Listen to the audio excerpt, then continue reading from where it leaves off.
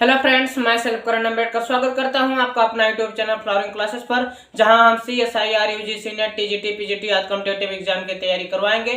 मैं आशा करता हूं वीडियो आप पूरा देखेंगे। निश्चित तौर पे वीडियो आपको बहुत पसंद आएगा। मैं आप लोगों के लिए आज एक नया वीडियो लेकर के आया हूँ। वो कोशिका एक जंतु कोशिका होती है और एक पौधों की कोशिका होती है। कोशिका के बारे में सर्वप्रथम स्टडी रॉबर्ट हुक नामक वैज्ञानिक ने 1665 ईस्वी में किया।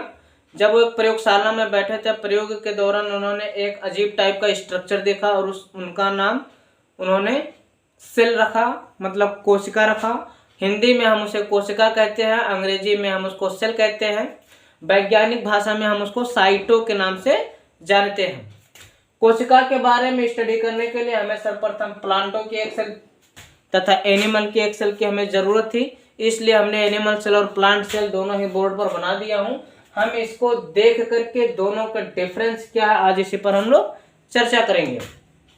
तो मेरे पास एक एनिमल सेल्स है और एक प्लांट सेल्स है। दोनों एनिमल सेल और प्लांट सेल बिल्कुल क्लियरली विजिबल हैं। हम इसको देखेंगे कि जो एनिमल सेल्स है उसके चारों तरफ से एक मेम्ब्रेन होता है। उस मेम्ब्रेन को सेल मेम्ब्रेन के नाम से जाना जाता है।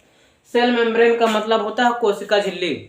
कोशिका झिल्ली क्या होती है कि कोशिका झिल्ली में ही बहुत सारे ऑर्गन्स भरे होते हैं, जिसे हम कोशिकांग कहते हैं या इंग्लिश में सेल ऑर्गेनेल्स कहते हैं, और सब एक कोशिका जैसी झिल्ली में भरे होते हैं। जब आप मार्केट में जाइए, सब्जी के दुकान पर जाइए तो सब्जी खरीदिए तो कुछ उसमें टमाटर होता है, कुछ धनिया होता है, एक दो नींबू होता है, मिर्ची होता है, और सारे के सारे एक ही झिल्ली में बात करके दे देता है। इसी प्रकार के ऐसे बहुत सारे अंग हैं जो एक ही झिल्ली में पड़े हुए हैं, और उस झिल्ली का नाम है कोशिका झिल्ली। कोशिका झिल्ली या सेल मेम्ब्रेन एनिमल सेल में भी पाया जाता है और प्लांट सेल में भी पाया जाता है, यानी ये मेम्ब्रेन दोनों में पाए जाते हैं। उसके बाद उस सेल मेम्ब्रेन के अंदर जब देखा गया तो पता चला कि माइटोकॉन्ड्रिया भी पाया जाता है। माइटोकॉन्ड्रिया प्लांट सेल और एनिमल सेल दोनों में पाया जाता है। बता दूं आपको कि माइटोकॉन्ड्रिया एनर्जी फॉर्मेशन का काम करता है। जो भी हम श्वसन के माध्यम से जो भी ऑक्सीजन जाती है वो ऐसे सेल में चली जाती है, और सेल में माइटोकॉन्ड्रिया उसको ग्लूकोज फॉर्मेशन करता है, एनर्जी प्रोवाइड करता है। तो वो जो माइटोकॉन्ड्रिया होती है प्लांट सेल और एनिमल सेल दोनों में पाई जाती है। इसीलिए माइटोकॉन्ड्रिया को पावर हाउस ऑफ एनर्जी या ऊर्जा का घर कहा जाता है। उसके बाद आता है गोल्गी बॉडीज। गोल्गी बॉडीज भी कोशिका में पाए जाने वाला एक अंग है, जिसे हम कोशिकांग के नाम से जानते हैं। कोशिकांग, इसमें जितने भी ऑर्गन है सभी कोशिकांग है, उसी में से एक कोशिकांग है गोल्गी बॉडीज। गोल्गी बॉडीज का फंक्शन क्या होता है कि वो अपने शरीर में से बहुत सारी ऊर्जा इकट्ठा करके और ला करके उस जगह पर ऊर्जा रख देती है जहाँ में बहुत सारी ऊर्जा की जरूरत होती है। जैसे हम आपसे अगर बात कर रहे हैं तो हमारी जो जीभ है बहुत बोल रही है इसमें, और अभी बहुत ज़्यादा वर्क कर रही है। धीरे धीरे एक टाइम ऐसा आएगा कि हमारा जीभ थक जाएगी, हमारा फेस, हमारा गला थक जाएगा। तो क्या होता है कि यहाँ की एनर्जी लॉस हो गई है, अब दूसरे जगह से, हाथ से, पैर से, दिमाग से, पेट से या पैर से कहीं से एनर्जी ला करके यहाँ ला करके गोल्गी बॉडीज ला करके रख देता है और उसको कंटिन्यूटी बोलने में मदद करता है। तो गोल्गी बॉडीज का काम है कि पूरे शरीर में से कहीं से भी एनर्जी स्टोर करके कहीं दूसरे जगह पर एनर्जी पहुँचाना। उसके बाद एक है सेल ऑर्गेनेल्स है nucleus. Nucleus is the very most important cell organelles in the cell. Nucleus क्या होता है कि वो भी सेल में पाया जाता है। अगर न्यूक्लियस है तो हो सकता न्यूक्लियस रहेगा तो उसमें क्रोमोजोम पाए जाएंगे, क्रोमोजोम होगा तो उसमें डीएनए पाया जाएगा, जीन पाया जाएगा, और DNA is the structural and functional. DNA क्या होता है कि डीएनए जो होता है वो जेनेटिक मटेरियल का काम करता है। उसके बाद है वैक्यूल। वैक्यूल क्या होता है? वैक्यूल एक रिक्तिका होती है जो अपने पास बहुत सारे वाटर या मिनरल्स को एब्जॉर्ब करके रखे रहती है। जो भी हम पानी पीते हैं, एक दिन में 1 लीटर, 2 लीटर, 4, 6, 8, 10 लीटर जो भी पानी पी लेते हैं उसका कुछ मात्रा हम लोग एक्सक्रेशन कर देते हैं, लेकिन बाकी का पानी जो मेरे पेट में होता है सेल में चला जाता है, और सेल में चला जाता है और उसी वैक्यूल्स में वो स्टोर हो जाता है। एनिमल सेल में जो वैक्यूल होता है बहुत छोटा होता है, लेकिन प्लांट सेल में जो वैक्यूल होता है बड़ा होता है। यहाँ बहुत ज्यादा पानी स्टोर होता है ताकि पेड़ पौधों को नमी मिलती रहती है।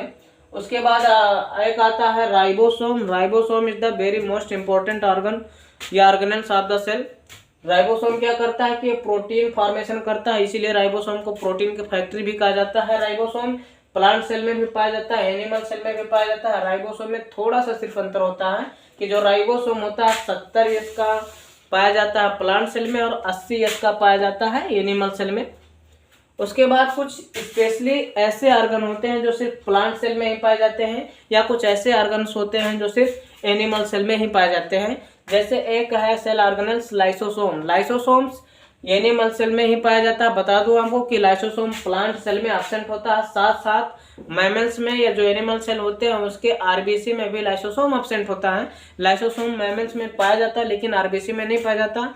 लाइसोसोम क्या करता है कि लाइसोसोम में पाए जाने वाले एंजाइम इस सेल ऑर्गेनेल्स में से अगर कोई भी ऑर्गेनेल्स खराब हो जाए तो वो जो लाइसोसोम होता है उनको डिसॉल्व कर लेता है, और कभी कभी लाइसोसोम ऑटोमेटिक फट जाता है और पूरा सेल डेड हो जाता है। इसलिए कहा जाता है कि लाइसोसोम को सेल का आत्महत्या की थैली या सुसाइडल बैग के नाम से जाना जाता है।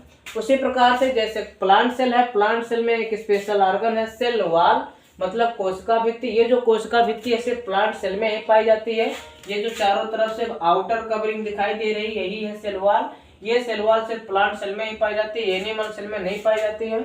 उसके बाद ऑर्गन है एक प्लास्टिड। प्लास्टिड मतलब क्लोरोप्लास्ट जो होता है, क्लोरोप्लास्ट से प्लांट सेल में ही पाया जाता है, वो एनिमल सेल में नहीं पाया जाता है। इसके साथ साथ और भी सारे इसमें ऑर्गन्स होते हैं जो मैंने इसमें शो नहीं कराया। बेसिकली यही ऑर्गन्स हैं जो डिफर होते हैं।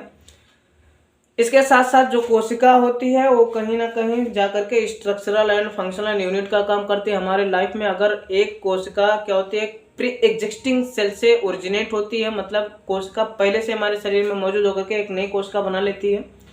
तो जो कोशिका होती है इसी प्रकार की होती है, इसमें इतने इतने कोशिकाओं का अंतर्गत होता है। एक बात मैं आपको और बता दूं कि कोशिका में पाए जाने वाले ऑर्गन या तो मेम्ब्रेनस होंगे या डबल मेम्ब्रेनस होंगे या सिंगल मेम्ब्रेनस होंगे। कुछ ऐसे सेल ऑर्गेनेल्स है जो ए मेम्ब्रेनस होती है, मतलब उसमें मेम्ब्रेन दिखाई नहीं देता है, चारों तरफ उनके अंदर की मटेरियल फैली होती है। डबल मेम्ब्रेन सिर्फ 3 ही पाए जाते हैं, या तो माइटोकॉन्ड्रिया डबल मेम्ब्रेन्स होगा और न्यूक्लियस भी डबल मेम्ब्रेन्स होता है, और एक में प्लास्टिड जो होता है डबल मेम्ब्रेन्स होता है। प्लास्टिड यहाँ पर है, ये डबल मेम्ब्रेन्स होता है जो कि प्लांट सेल में पाया जाता है। और उसमें माइटोकॉन्ड्रिया में डबल मेम्ब्रेन होता है और न्यूक्लियस में डबल मेम्ब्रेन होता है। अभी 2022 के हाल ही में CSIR का क्वेश्चन था कि ऐसा कौन सा ऑर्गन्स होता है जो डबल मेम्ब्रेन्स होता है, तो उसमें 4 ऑर्गन्स दे दिए थे, उसी में से एक ऑर्गन्स दे दिया था प्लास्टिड, और उसी को टिक करना था। कुछ लड़के कंफ्यूज हो गए थे। ऐसे ही बहुत सारे कंफ्यूजिंग क्वेश्चन इसमें डाल दिया जाता है। अभी हाल ही में PGT में आया था क्वेश्चन एक कि बताइए प्रोटीन फैक्ट्री किसे कहा जाता है, माइटोकॉन्ड्रिया को कि न्यूक्लियस को कि राइबोसोम को कि वैक्यूल्स को। बहुत सारे लड़कों ने अच्छी लगाई थी, हालांकि राइबोसोम को प्रोटीन फैक्ट्री के नाम से जाना जाता है। तो आप लोगों के लिए बहुत अच्छा वीडियो लेकर के आया था। इसमें मैं आप लोगों को 2 क्वेश्चन दे रहा हूँ, आप लोग उसको सॉल्व करके कमेंट में जरूर कीजिएगा। पहला क्वेश्चन है कि मानव में पाए जाने वाले सबसे छोटी तथा सबसे बड़ी कोशिकाओं के नाम लिखिए। Thank you.